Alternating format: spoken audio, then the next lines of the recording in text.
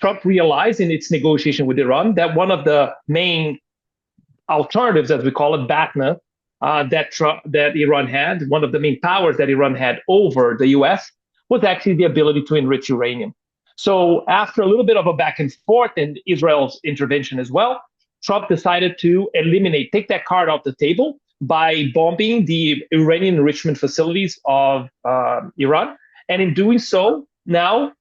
believing, as a hard bargainer does, okay, so now I'm in a much better power position. Now it's a much better environment for me to go back to the negotiation with Iran because now I can squeeze a lot many more concessions from them as they cannot resist me as much anymore. Given your experience negotiating peace agreements, how do you see the way that he did it, its risks, and whether, again, people should copy that?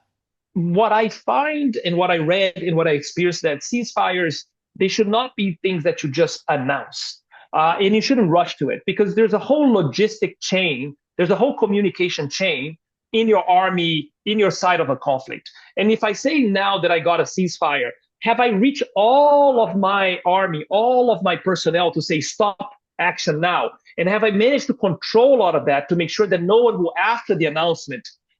fire a shot or launch a missile? What we're seeing now in the case of Israel and Iran is that both of them already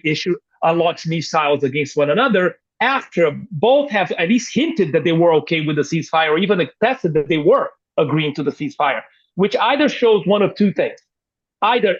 Trump kind of jumped the gun in announcing it too early without giving time for both sides to actually control their sides enough to make sure that none of those will leak out, let's call it that way, or that will be a last-minute mistake, or they did agree to it, and now both of them are actually breaking the ceasefire to create narratives that the other side did it first so that they can continue a conflict, which they both are interested in continue, independent of what Trump or the U.S. may want. In other words, what's the best practice there? Is you should announce a ceasefire after everything is already sorted, and as a fait accompli, then you should say, okay, it's a ceasefire, or say, we are going to have a ceasefire that will start in a couple of days or 3 days or 1 week or whatever time you need to get everything in control so that you have time to roll out the message and make sure that there's less of that leakage or people who might be small groups against the bigger idea trying to break the ceasefire for their own small personal gains or beliefs. So again, think it could have been done better or it was done as well as possible, but other interests are now interfering with it. Hard to tell if without being from the inside.